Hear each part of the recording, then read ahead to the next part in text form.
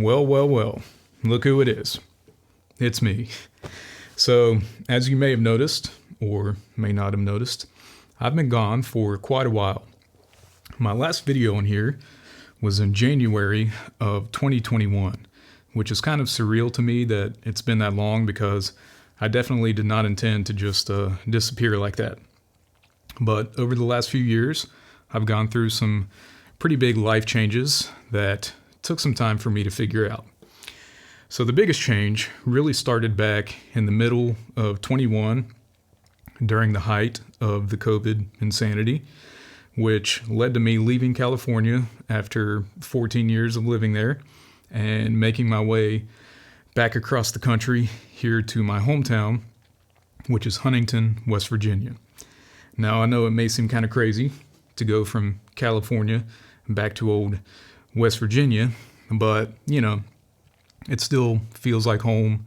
I'm closer to friends and family, and the cost of living here is the exact opposite of California.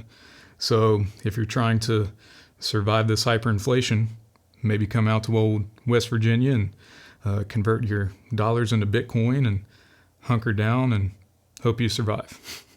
But that transition back here was pretty hard, and it took me about a year to find the kind of place I need where I could build a drum studio, because that's always the hardest constraint for us drummers, right? Is finding a place where we can play. But after a lot of searching, I eventually did find a place that checked all the boxes, and it had a space that I knew was going to take some work, but I could turn into a drum studio. And this is it. We're in it right now. So I've been working in silence on this room for about a year now, and it's been a hell of a project because I ripped this room down to the studs and completely rebuilt it from scratch to be about as hardcore as I could conceptualize. So let's go to the computer, and I'm going to show you the 3D models for the concept, and then I'll take you on a tour in much more detail. All right, the first thing I did when I started this project was I measured out the room and I built a 3D model so I could have a very clear vision of where I was trying to go with this project. So this is the original room here, and this is the concept I ended up going with. So if we look at the original here, dimension-wise, we're looking at about 23.5 foot long and about 20 foot wide. So it's definitely a nice big open space. It's almost square, not quite, but definitely the most floor space I've ever had so far in any of my studios. There's not really much going on inside the room. There's a little staircase here that leads up into the house, and it's just an open staircase, no door or anything, so a little bit of a soundproofing problem. I'll show you what we did with that. And there's a fireplace over here that had some gas logs and a little window here, French doors going out to a patio, a little closet system over here, and this is where the main furnace to the house is, which is definitely not ideal for sound, but I'm not going to move that, so I just had to deal with that and make it work. Little storage closet here, and then this door goes out to the garage. So that's basically the room I started with. Now for the concept, let's go ahead and start with the walls, because that was probably the biggest challenge with this build. So what we did is we stripped the room down to the studs, and we framed out an entirely new wall about 1 inch away from the original wall. So this is the new wall here, this is the old wall, little air gap in between them, and on the interface we put 2 layers of 5/8 drywall, which is pretty hardcore. That's kind of like your standard soundproofing wall is isolated wall, 2 layers of 5/8. Okay, so we did that all along the interior here, as you can see. Now for the staircase, we framed out around it and put a door right here. So we completely enclosed that staircase just to stop sound from coming down from the house or going up into the house. So that's what we did there. It turned out pretty good. With the fireplace, we ended up just walling over it, and I turned it into an accent wall with these vertical walnut slat panels, which you can see behind me here. And with the brick at the bottom of the fireplace, I just kept that there, but I painted it black and turned it into kind of a ledge. And that's where the cymbals were sitting here. So that turned out pretty good, actually. With that original window here, we just completely walled over it, and I got an acoustic panel there. But I just wanted to make sure no sound was going to get out of there, so we just walled over that. And for the door over here, I was going to put a new sliding glass door here, and I was going to double that up, so I have 2 sliding glass doors, but that was going to be a little bit expensive. So I ended up just keeping the door that came with the house, but I did order a custom soundproof sliding glass door, which I installed on the outside, which I'll show you here in a little bit. With this back corner, I was just going to turn it into a storage area. I went with a little bit of a different design, but I still just kept this as a storage area. And for the furnace, again, we just walled over it and put some more hardcore doors. We used solid core oak doors, and I just reinforced it with special gaskets and a door bottom, and it actually has worked out pretty well for the soundproofing. And put a new door there, and then with the door going out to the garage, we turned this into a double door. So this inner door swings in like this, and on the outer face we have a second door swinging out like that, just to soundproof that garage door a little bit more. But that's the main structure of the walls going all the way around. You can see we blacked out everything, completely jet blacked all the walls, and these are all the acoustic panels, which I'll show you in a bit. And in terms of the layout for the gear, I knew I wanted the drums right here in the center, facing this way. So I got the drums, got my main light, got a camera here. This walnut wall is going to be like the backdrop for the videos. And then I was going to put the computer desk over here, like that, which is where I'm sitting right now. So this is the concept. And I got pretty darn close to this, as you'll see in a second. So I'll take you on a quick walkthrough, just so you can see what the final product was. And then we'll go through section by section and discuss everything in more detail. All right, we'll just go ahead and start from back here in the corner. This is the general vibe of the space. And right here, this is the stairway that goes up into the house. So that just goes up there like that. And none of this was here before. This was all open. So we had to build all this here, put a door here, but turned out pretty good. So that's the little stairway. This is the desk area. And I'm going to get into all this in more detail, but just kind of want to show you the vibe here. So there's that. That's the walnut accent wall with the cymbals down there. And again, this was the fireplace, but we completely walled over that, turned it into that. There's the original brick from the fireplace, and I just painted all that black. Got the old drum set here, same one I had before.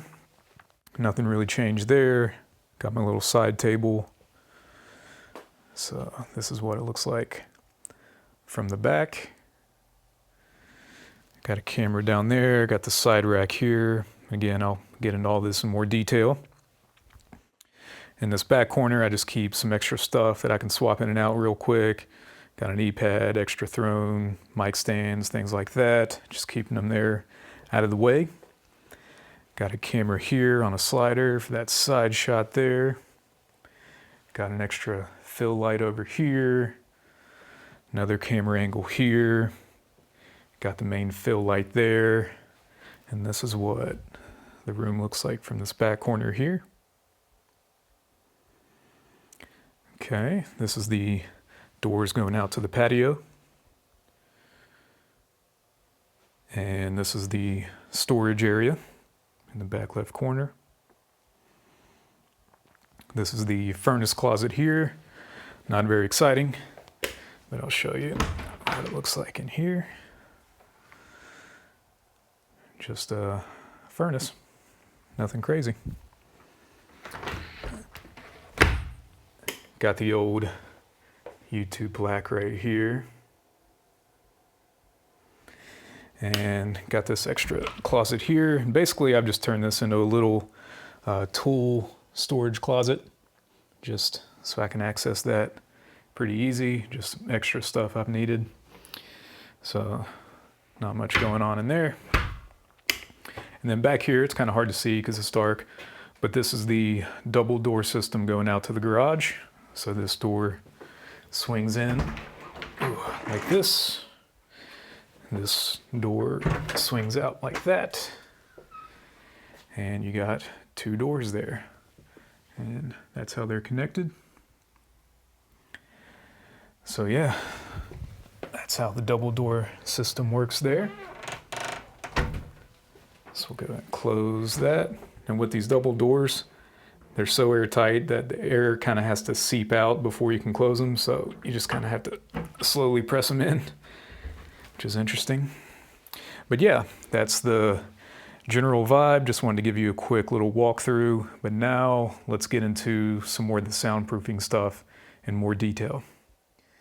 If you're wanting to get serious about soundproofing and you're thinking about building a legit studio, I highly recommend getting this book right here by Rod Gervais. I guess that's how you pronounce it.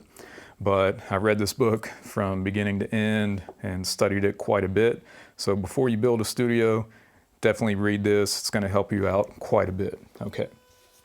Now, when it comes to soundproofing, the three main elements are going to be decoupling, adding mass, and making sure everything is as airtight as possible. If you follow those three concepts, you'll be all right. Now, when it comes to these walls and the ceiling, it's kind of hard to see because it's all finished out. They just look like normal walls. But this is kind of the only place you can see how thick these walls really are. So this is the original door, and that's where the original wall was as well. But this is what we built in front of it. So this is a completely newly framed wall, about an inch away from the old one. And 2 layers of 5/8 drywall with R13 insulation. And these are very hardcore walls, like no sound is getting out of there at all.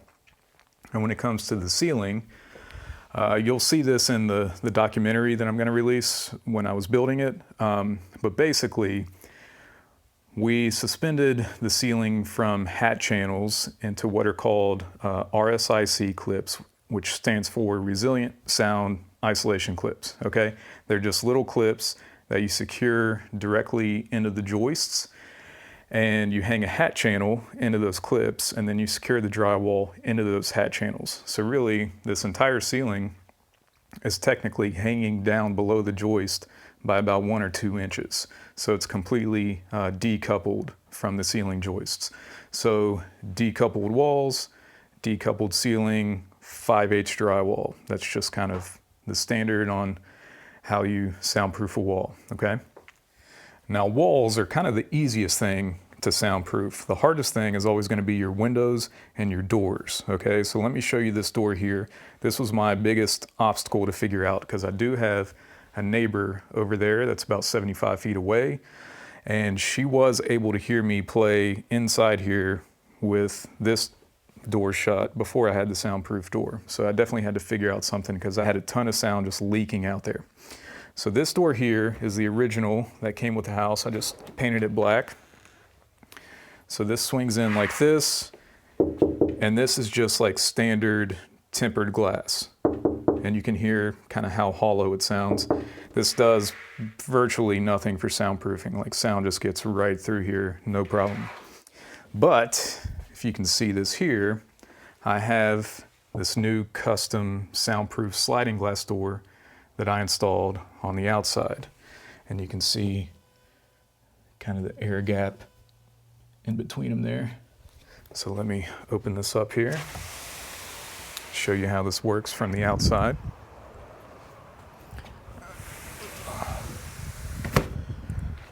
So this took a lot of research to find because I knew I wanted a laminated glass sliding door. And if you don't know what laminated glass is, it's basically 2 panes of glass that are fused together with a plastic film in between them. It's basically like windshield glass. And you can hear, if you can hear that, how dead and solid that is. So laminated glass is definitely ideal for soundproofing and also for security. Because if you take a baseball bat to that or you throw a rock at it or something like that, it's not just going to completely shatter and fall to where you can walk through. It basically just like splinters but stays in place. So it's much better for security. And this is 5/8 of an inch thick laminated glass. So after a lot of research, I found a company called soundproofwindows.com. They do windows and doors.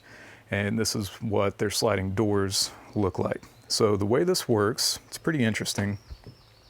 Basically, you keep your window or door how it is, and you just send them the dimensions of the trim around it, and they custom build a door to those dimensions.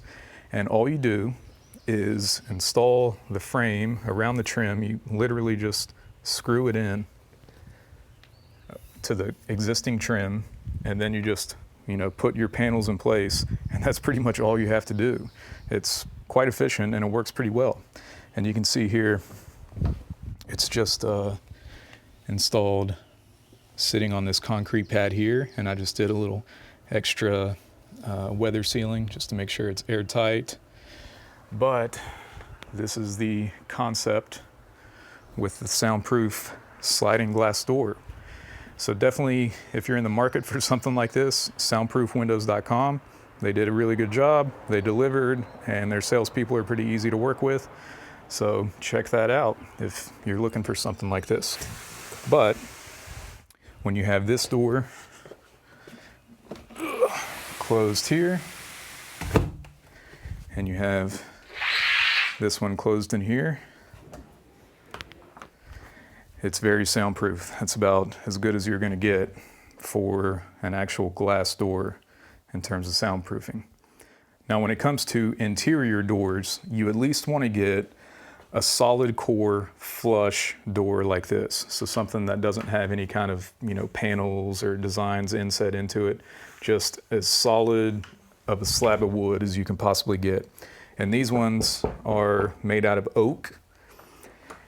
And they're pretty hardcore. There are thicker, like 1.75 inch solid wood doors, which are very heavy and they're pretty expensive.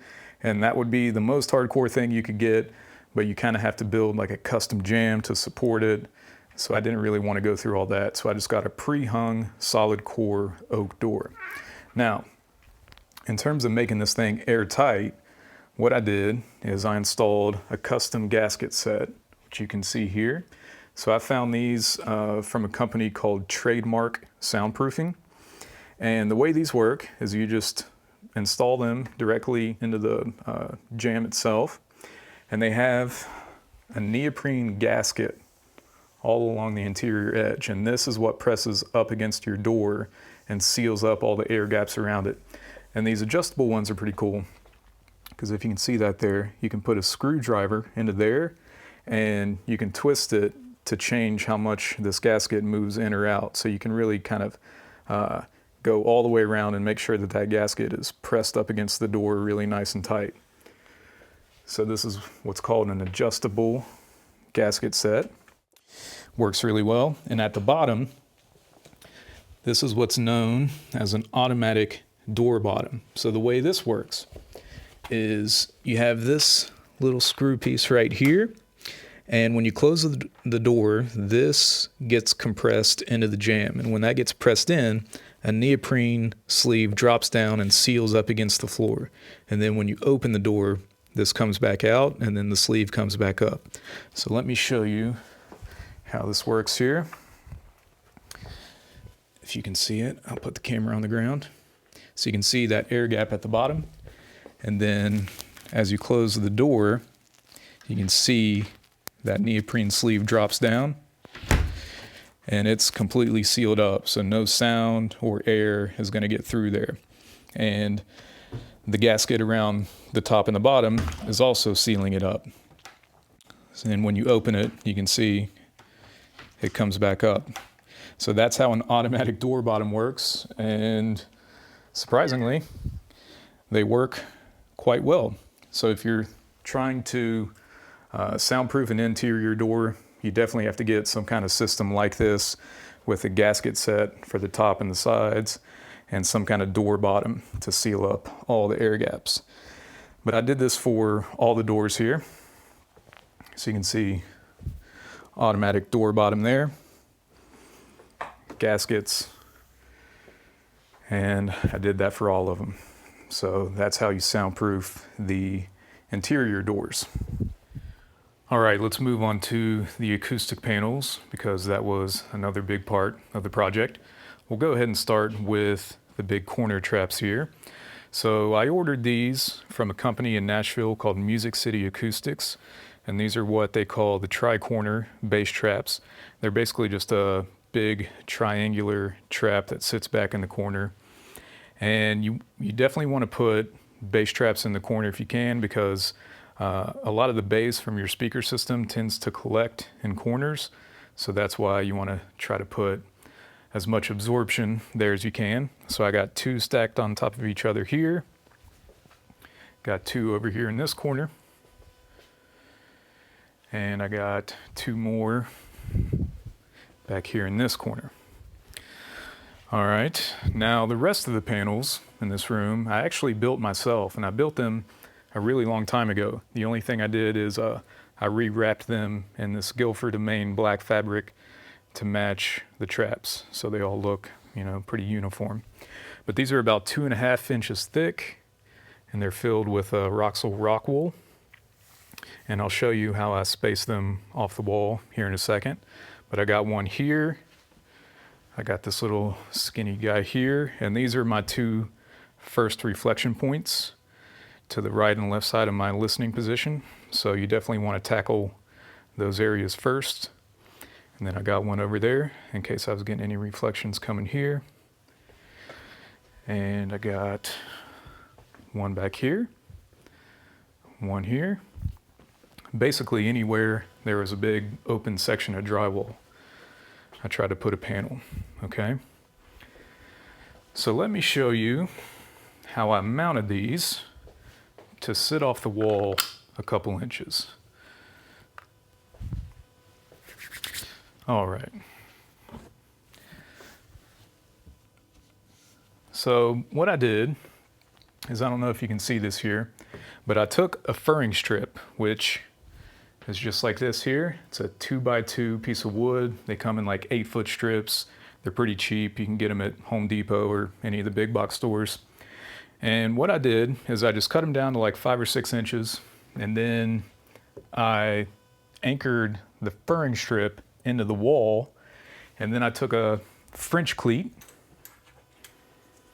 which is this little mounting system here. So you got one piece of metal that sticks up like that.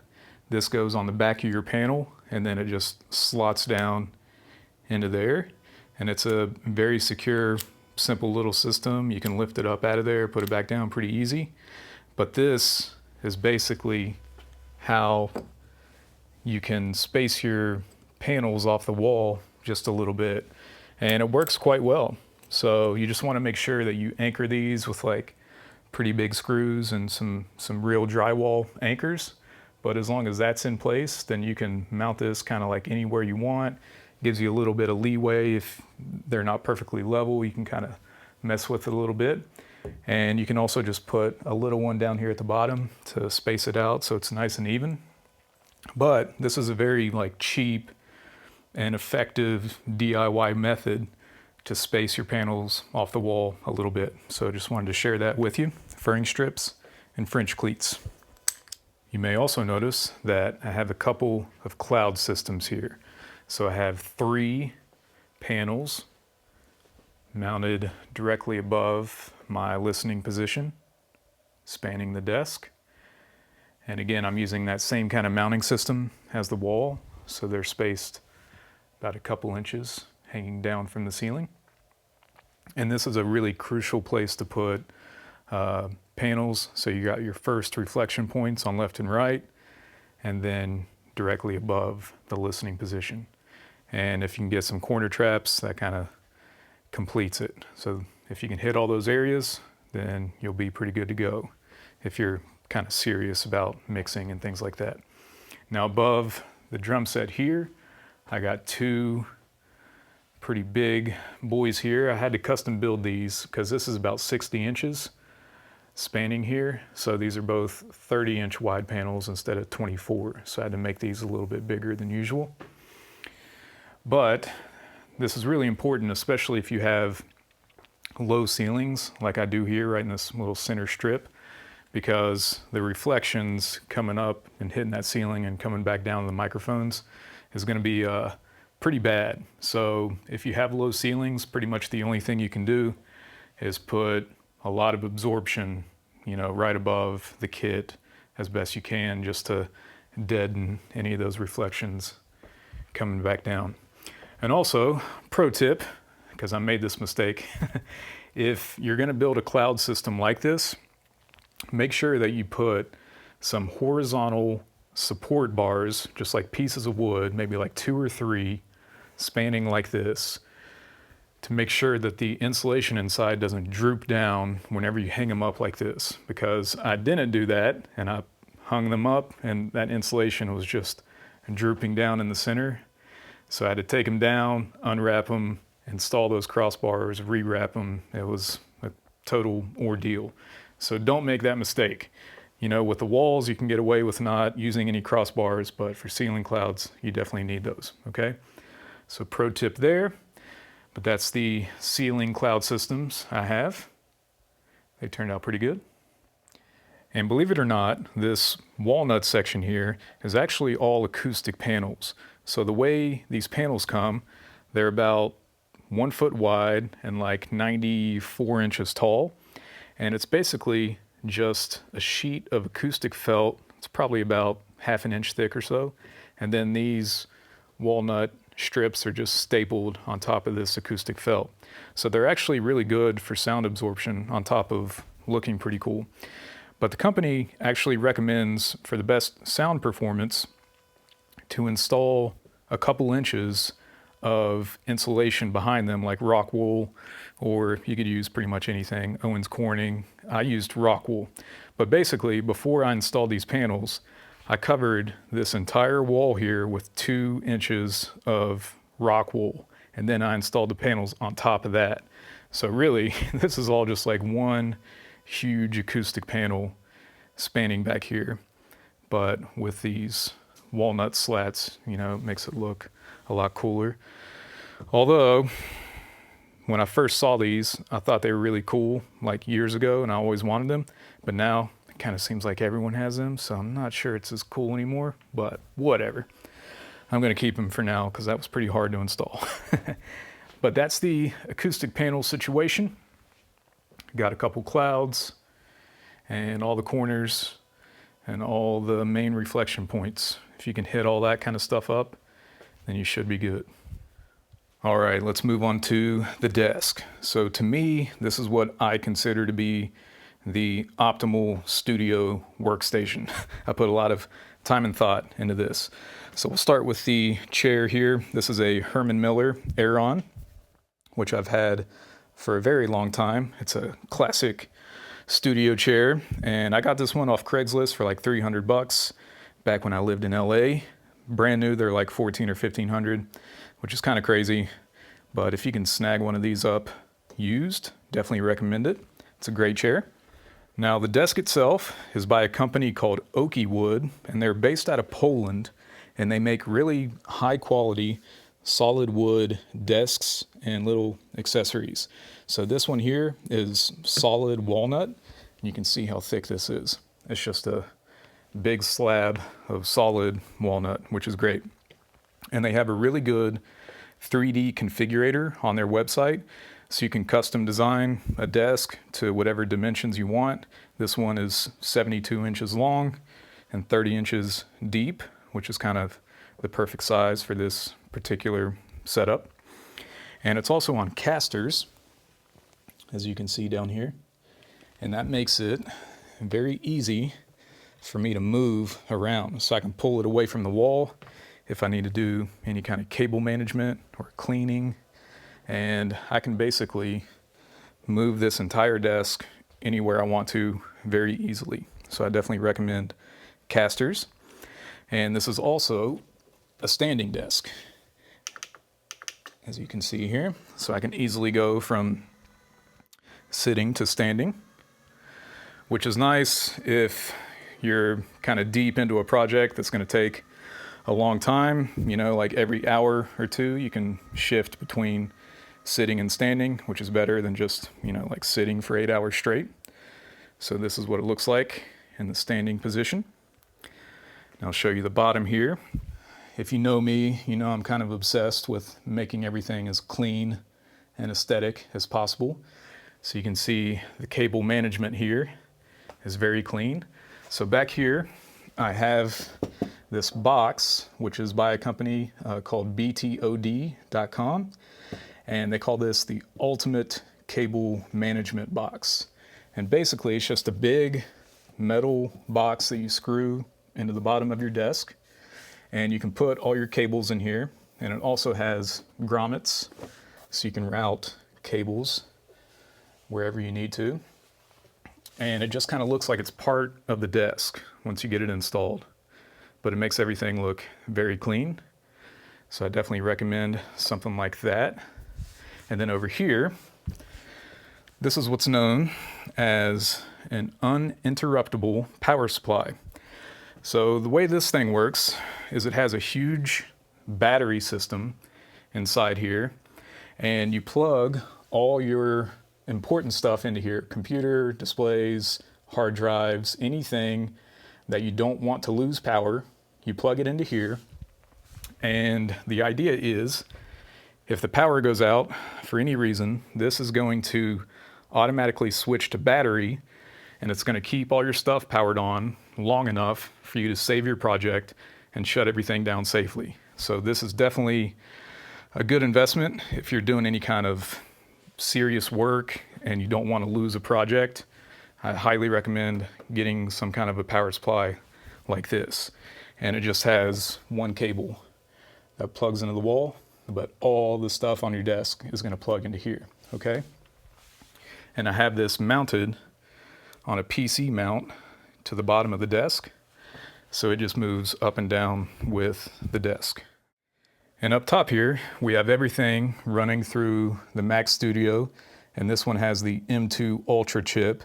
I had to upgrade to that because I'm doing multicam 4K videos now, and my old iMac just couldn't handle it, so I had to get something stronger. And this guy is definitely a beast. So Mac Studio there, and that's running 2 studio displays, which I have stacked vertically on top of each other. And those are mounted with the Ergotron monitor arms, which I got off Amazon. They're a little bit expensive, but they're very solid. They're easy to move, and once you get them in place, they don't move. So I definitely recommend these Ergotron monitor arms. And the reason why I stack them vertically like this is so I can put my speakers in the optimal position. Because what you're trying to create is an equilateral triangle between your ears and the sweet spot of your speakers. And if you put your displays horizontally, you have to put your speakers out way too far, and that's going to mess up your stereo image. So if you're kind of serious about mixing, then I recommend stacking your displays vertically so you can put your speakers in the optimal spot, okay? Now below the displays is this new interface I've been testing out for the past few months. This is the RME UFX3, which is a total beast of an interface. I'm going to do a much more in-depth review of this coming soon, but this thing is amazing. But this powers, you know, the whole studio in terms of audio. And for the monitors, these are the Atom Audio A8Hs, and they're very beastly monitors, as you can see. And the reason I got these is because they have 8-inch subwoofers, and they have a frequency response down to about 31 or 32 hertz, which is pretty low. I did have some Yamaha 5-inch monitors, which were fine. You know, I used those for many years and got good mixes.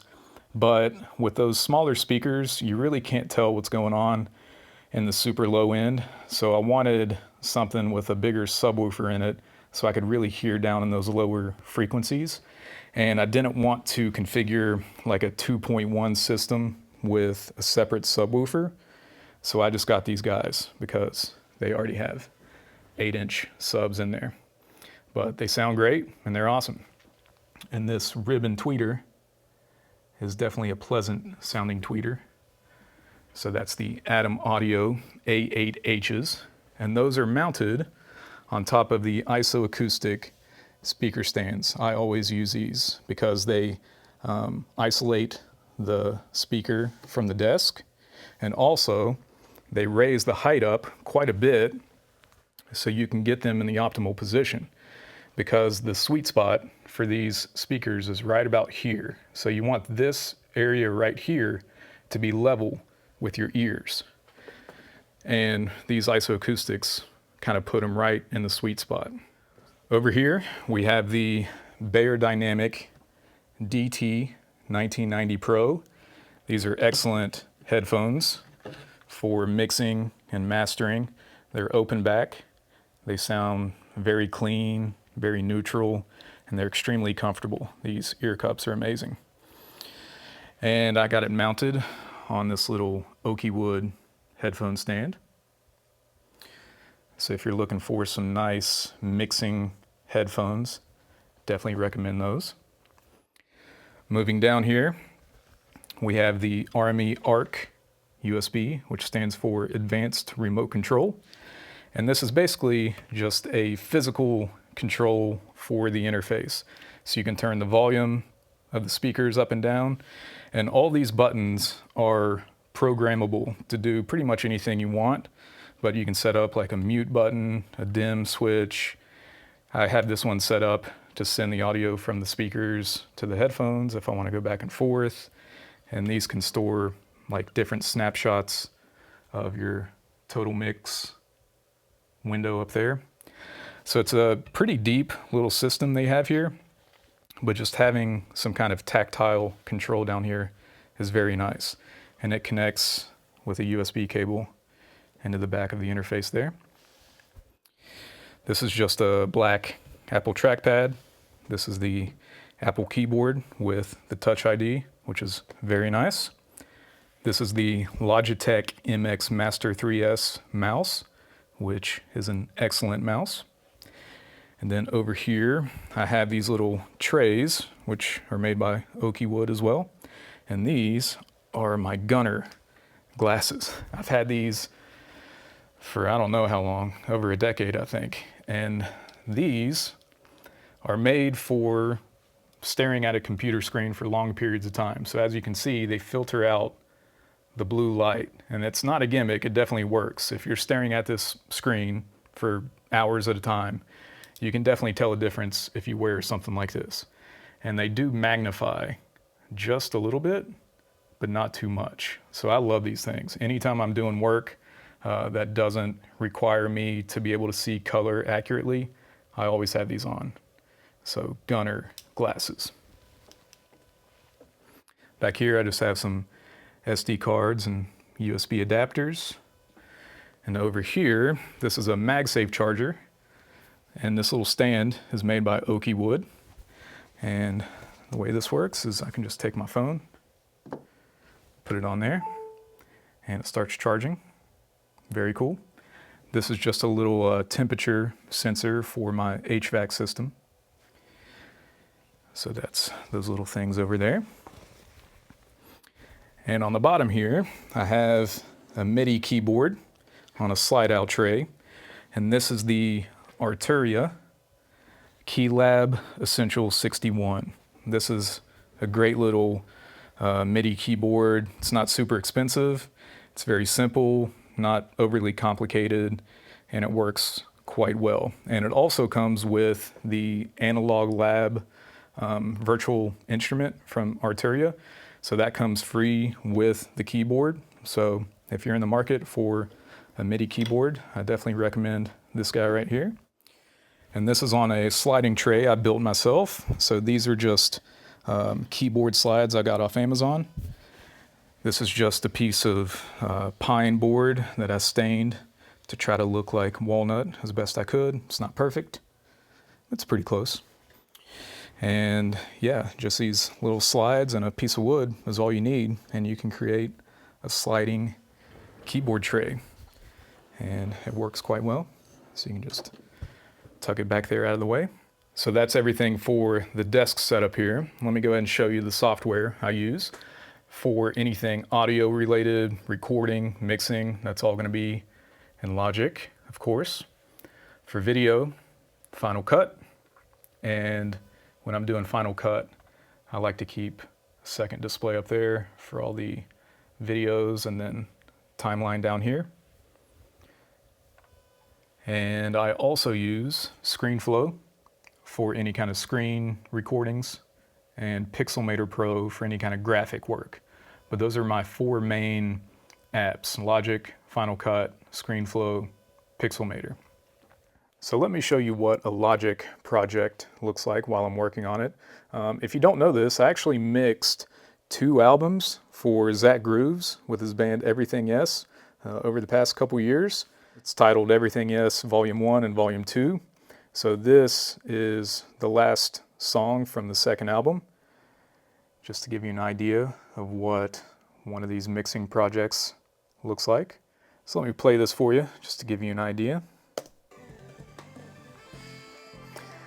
So I can control the volume up and down with this here.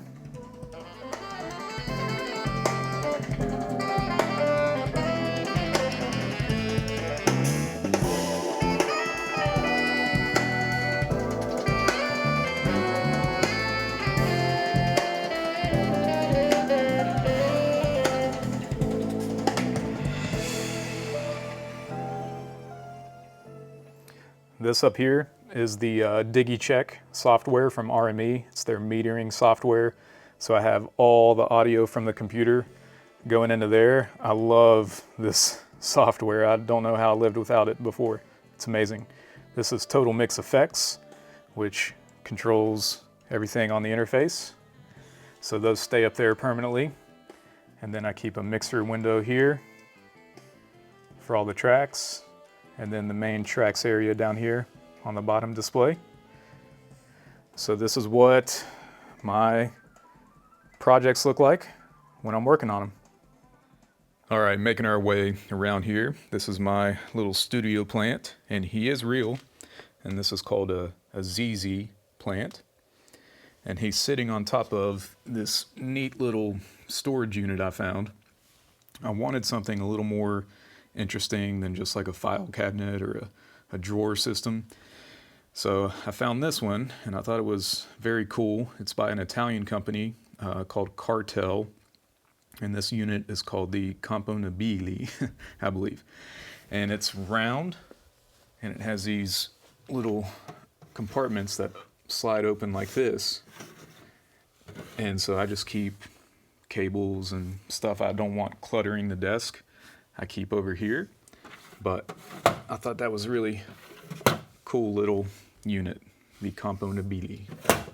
And for this cymbal wall here, basically all I did was I built a wooden backstop anchored into the bottom, and it's just sitting up against the wood panels here with some padding there. And I put padding here so I can just rest the cymbals up against it, but the cymbals don't touch the wooden wall. And I put a light strip back behind there just to give it a little bit of a glow behind the cymbals, which I think looks pretty cool. And they're just sitting on a shelf liner just to protect it from the raw brick. So it's very simple, but I like it. I think it's cool. All right, let's move on to the rack. So the rack itself is by a company called Nice Racks, and I believe it's just a one-man operation. It's a guy named Dave, and he builds these solid wood racks, and I think he just uses pine and stains it.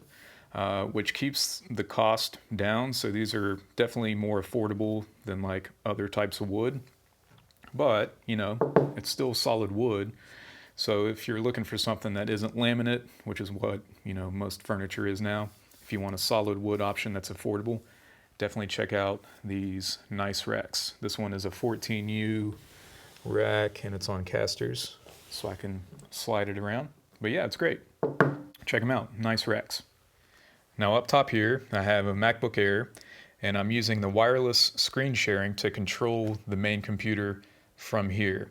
If you weren't aware of this, every Mac has screen sharing built into it. So as long as you're on the same Wi-Fi network as your main computer, you can use, you know, a spare Mac to control your main computer, and it's great. So from here, I can trigger recording if I need to. I can stop it. I can look at my top display over there or the bottom display. So I have full control over my main computer from right here. So screen sharing, if you're not using it, definitely check it out. It works. And over here, I have a little iPad mini, which I basically just keep full time as a metronome now. So I'm charging here in the bottom, and out of the top, I have a cable coming out of the headphone jack, so I can record it into its own track in Logic. So that's my little metronome. And down in the rack here, I have a Furman power strip, which everything plugs into. And below that is the RME 12 mic. And I've been using this thing for the past few months, and it's amazing. I used to think that I wanted a full rack full of expensive outboard audio gear like Neve preamps and API preamps and all that kind of stuff.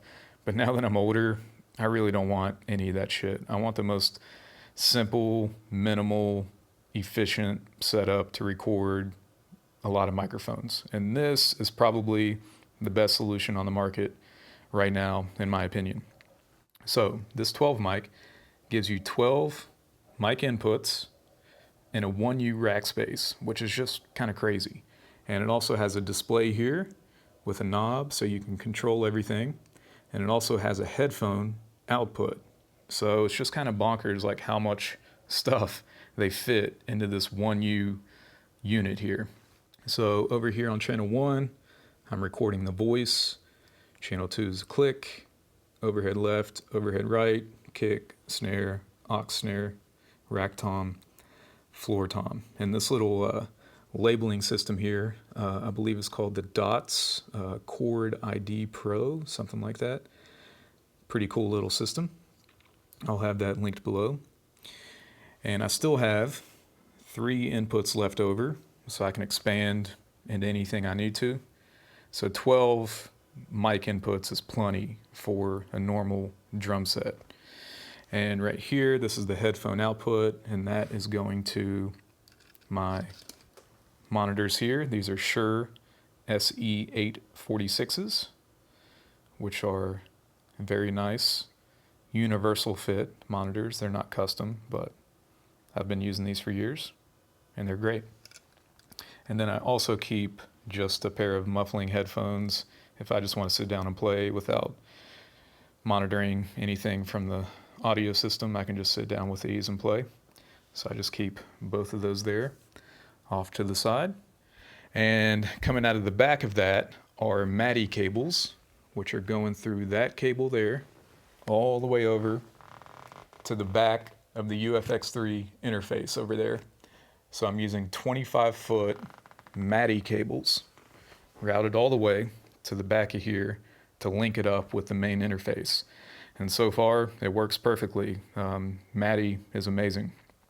So that's the RME 12 mic. Below that, this is a little pass-through brush plate. So I have the microphone cables coming out of here, and then they just loop back into the input.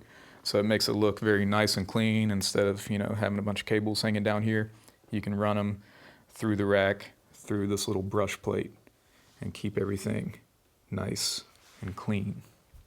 And then below here, pretty much the only thing left are these 3 Bluetooth Sony remotes. And these are connected to the 3 cameras that I'm using. So that's my camera A, camera B, and camera C down here. So all I have to do when I want to record is just hit bam, bam, bam, and I'm recording on all three cameras very easily. So when I sit down to make a video, all I have to do is hit R here to start recording there, hit bam, bam, bam there, and I got everything running, and then I can just go, which is way more efficient than trying to walk around and hit record on 3 different cameras and then sit down and then start talking. You know, just having these remotes right here is way more efficient, and they're just connected with Velcro, so I can pull them off if I need to. But I like to just kind of keep them here like this so I can easily push those buttons. And then down here, these are just metal plates to cover up all that empty space, because I really don't need it. All I need are these top 2 spaces. But that is the rack. It's very minimal, but very efficient, and it works. All right, let's move on to the microphones here. We'll start overhead. This one right here is the Sennheiser MKH50, which is my shotgun vocal mic. So when I'm sitting here and I'm talking to that camera, it's sitting right here, just out of frame, capturing my voice. And it is an excellent sounding vocal microphone.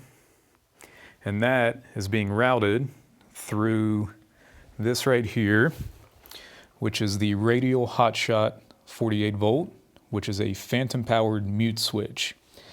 So basically, when I'm sitting here, I can use my heel to hit that button to unmute it and mute it very easily. And the reason why I need that is because when I'm giving a drum lesson and I'm going back and forth between playing and talking, I need to mute that whenever I'm playing drums, because it's going to be way too loud going into that microphone. So I mute when I play the drums, and then I unmute when I talk to the camera. And I can easily do that with this foot switch here. Very cool. For the drum overheads, these are the Earthworks SR25s, which are excellent drum overhead microphones. And these are part of the DK7 drum kit that Earthworks makes.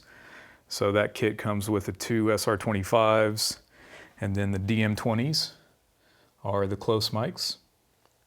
So every drum has a DM20 on it.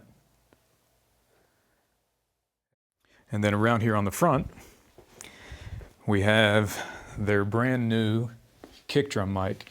This is the DM6, and they just came out with this a couple months ago, and they sent one out for me to review, so stay tuned for that to come out soon. But this is an excellent kick drum mic, and it comes with a triad orbit ball head, which I think is very cool. So DM6 kick mic, and all the close mics are routed along the ground here into the rack and into the 12 mic there.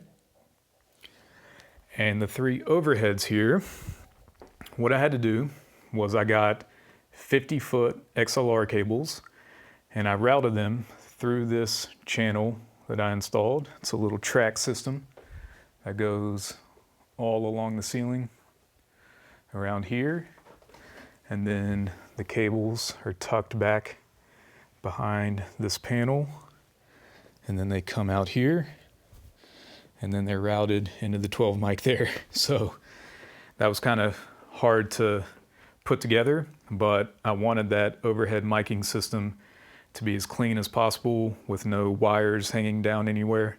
So I just got extra long cables and ran them along the ceiling. And for the mounting system for these overhead mics, I'm kind of proud of this. It took me a minute to put together, but they're very cool. So let me set the camera down and I'll show you how these work. So this mounting system here definitely took some brainstorming to put together, but I'm really happy with the result. So let me show you what I devised here. Up at the very top is an impact wall plate, which is anchored into a stud, and that has a 5/8 locking receiver on it, which is this metal piece here. And going into that is a Manfrotto variable friction arm, which is also called a magic arm in the industry. So that's this middle piece here. And at the bottom is a K&M telescoping boom arm.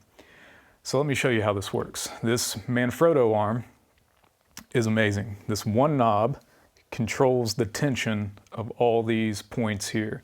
So when you loosen it, basically the entire thing is loosened up and you can twist and bend this thing pretty much anywhere you want to. So basically you're really only limited by your creativity on where you want to put this thing.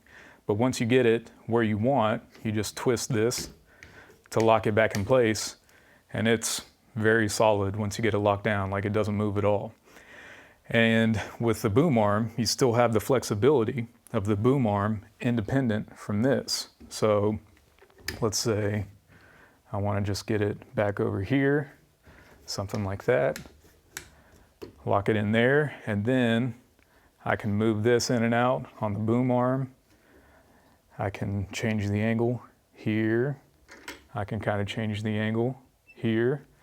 So there's all these different little independent elements that really allow you to dial in the perfect placement. And once you lock everything down, it's solid as rock. It doesn't move at all. So magic arm, K&M boom arm, 5/8 locking receiver into the wall. It's a great system.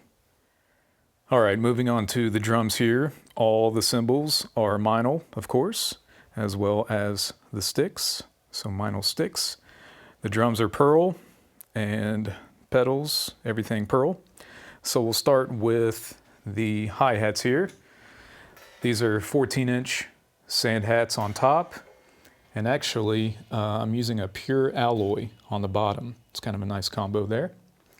This is the 18-inch extra dry thin crash.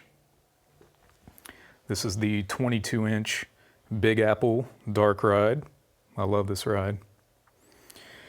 This is a 20-inch extra thin hammered crash. And for the stacks here, I have a 16-inch extra dry thin china on top of a 16-inch Classics Custom trash crash. It's a great sounding stack. And this little guy here, I like to keep a ching ring on top, but this is a 12-inch Classics Custom trash splash on top of the Thomas Lang filter china. But that's a cool sounding combo there. And that ching ring adds a little sizzle on top. So that's all the cymbals there. Now this drum set is a Pearl Masterworks kit, and I've had this thing since 2010 when I graduated from Musicians Institute. So I've had this thing for quite a while now, but it's all 4-ply maple shells. This is a 10x8. This is a 16x16. This is a 22x16 kick. And the snare drum is a 14-inch Sensitone phosphor bronze. Great sounding snare. And this is a 12-inch firecracker from Pearl. With the pedals, I'm doing the red line eliminators with the strap and the blue cam. And they feel pretty good. Also the eliminator hi-hat stand. And for the drum heads, coated Remo Ambassador on top, on everything. Clear Ambassador on bottom. And for the kick, I'm doing a coated Power Stroke 3. And the throne here is a Tama first chair. I don't know why, I've just always liked this throne. I think it's because of the backrest. I like the backrest quite a bit. So this is the throne I've always had. It's very comfortable. And over here, I have the little side table. The table itself is by K&M. And these are my Meinl sticks. And the sticks I'm playing right now are the standard 5Bs. They feel really good. I also have some 5As here, and these are the switch sticks, and I like to use this part for tuning, so that's why I keep these on hand. And have some brushes here, cymbal bacon, some extra drum keys, black tape, and a marker if I need to label anything. This is a little tape measure because I like to measure out my overheads from the snare. Classic tune bot, which is a must-have in my opinion. Some stick wax from Meinl. These are the Slapclats Pros, which are the little black gels that I've always used on my drums. These are just extra foam ear tips for my in-ear monitors. And that's pretty much everything I'm keeping on the side table. So yeah, that's the full drum set there. All right, now let's get into the cameras and the lighting here. We'll go ahead and start with the lighting. So whenever you're setting up a video studio like this, it's a good idea to try to set up a 3-point lighting setup. So that means you have a main light like this one here, which is your biggest, brightest light. So that's also called a key light. And then you also have a fill light, which is a softer light off to the side to kind of fill in your dark shadows.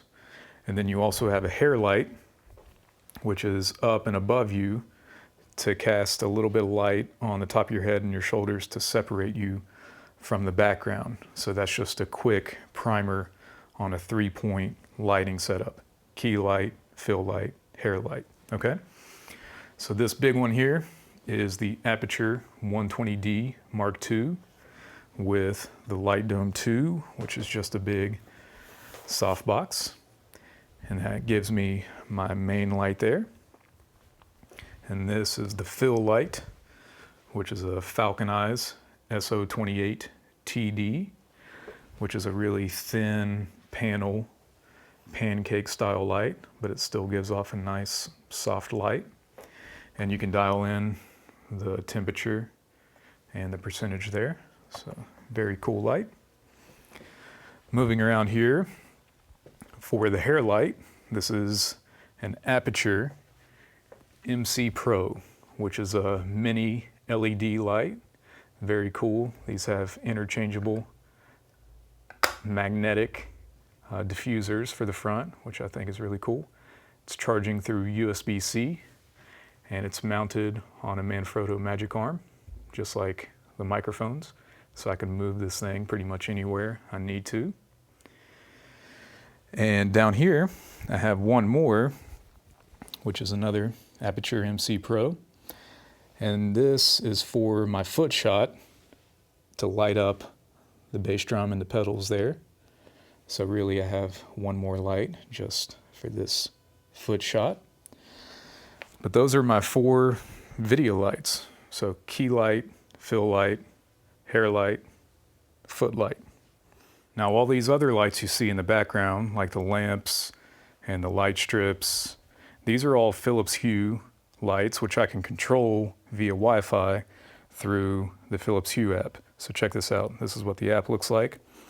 And I like this energize setting, which gives it kind of a soft blue look. It's kind of modern. But if I want to, I can change it to like a yellow. I can go like red. I can basically dial in any kind of color I want to. And this changes it for all the lights all the way around here, which is pretty cool, right? So I got the 2 lamps here beside the desk. I have these little skinny vertical Hue lamps on both sides. I also have a light strip back here. It's a Philips Hue strip. Got this guy here. Another lamp there. Another lamp back here with another light strip on the back to give it that little glow. But yeah, that's the Philips Hue lights there. Now for the cameras, every video on this channel before this one was filmed with a Canon 80D, which was a good camera, but it's capped at 1080p and it's got some other annoying limitations. So after doing some research, I upgraded to this guy here, which is the Sony FX30. And these are great little cameras. They're kind of the perfect YouTube camera, in my opinion. So it has all the specs you want. It shoots 4K, S-Log3, 10-bit 422 color. It's designed specifically for video. So it has a heat sink over here with a fan, so it can film forever without overheating. It's got a nice flip out display. It's got dual card slots. It has pretty much everything you need for YouTube videos. This is a crop sensor though. It's not a full frame. Its big brother is the FX3, but it's like twice the price. So you can get two of these for the price of one FX3. So I think this is kind of a no-brainer if you're a YouTuber to get super high quality video without spending an exorbitant amount of money on a cinema camera. So that's the camera body here. The lens is a Sigma 18-35 f1.8, and these are fantastic video lenses. I've been using these for many, many years. So that 18-35 is kind of a perfect focal range for this particular distance here. And the 1.8 aperture just gives you a nice blurry background, good low light performance, and it's very sharp. So I love these lenses. They're kind of legendary. And it's not designed for Sony. It is a Canon mount. So you do have to use a Sigma MC11 adapter to adapt it to the Sony, but it works quite well. So that's the lens of choice there.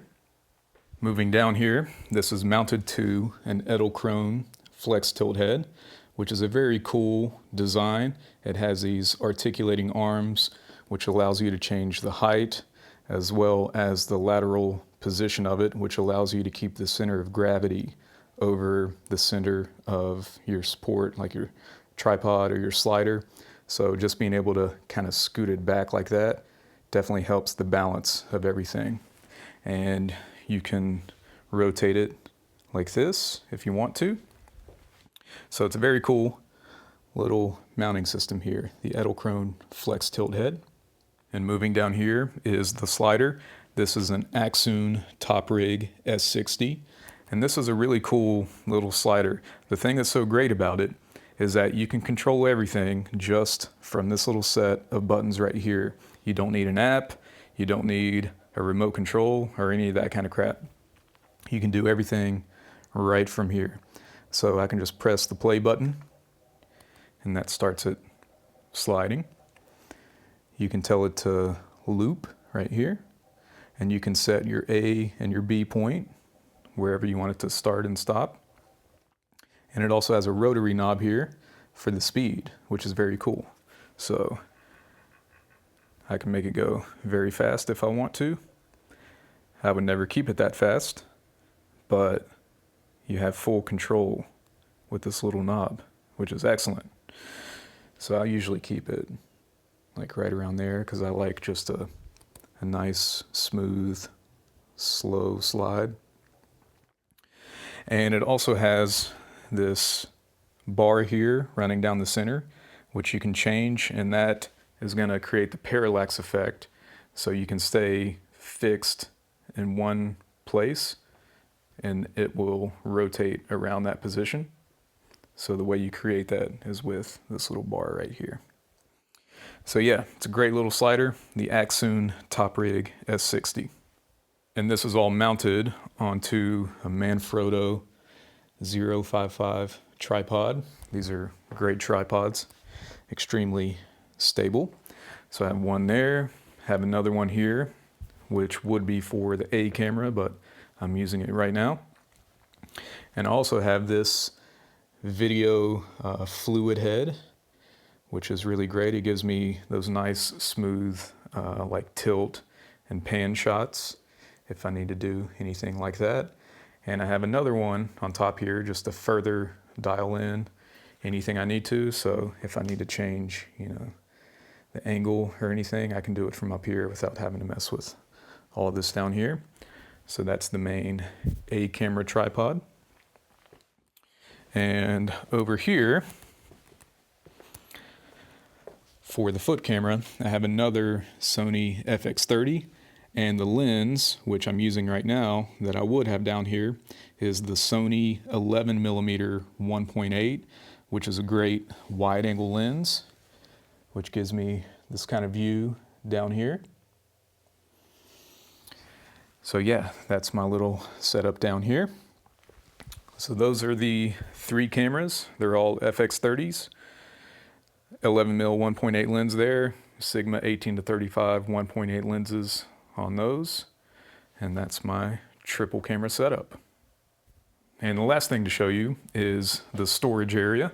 So up top here, I have 2 black IKEA pegboards, which are pretty cool.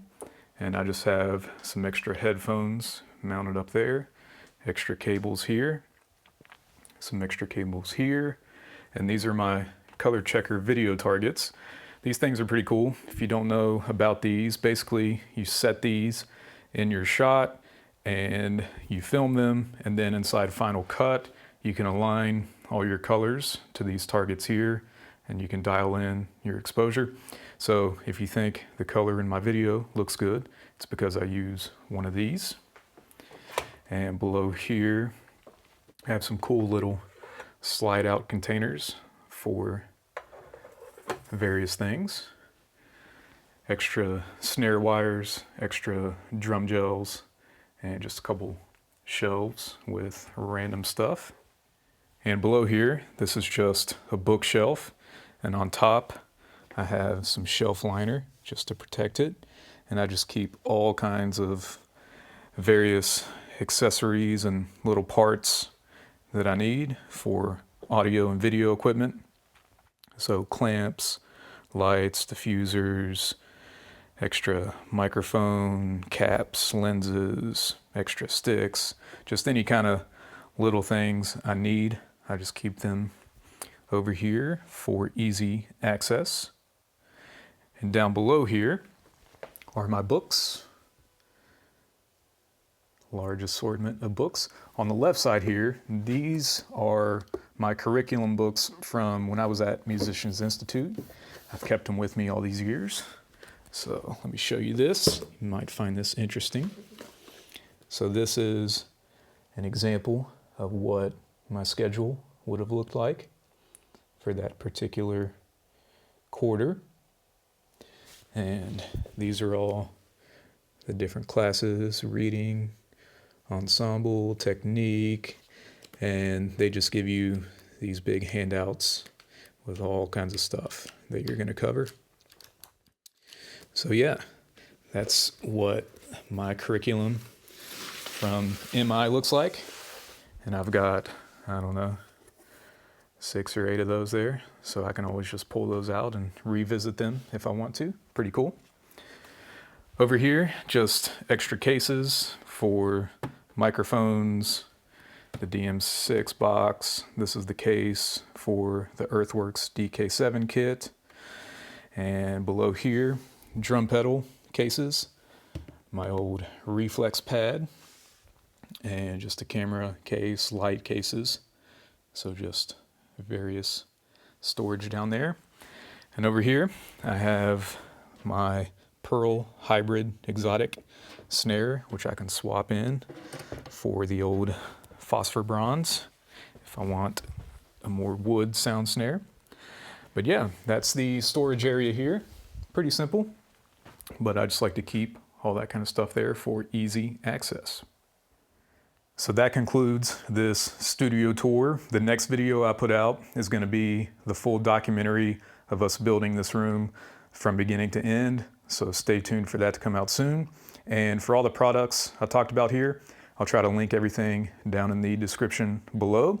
But hopefully you found this interesting and informative. Maybe it gave you some ideas for what you can do in your own home studio. But thanks for watching. It's good to be back, and I'll see you in the next one.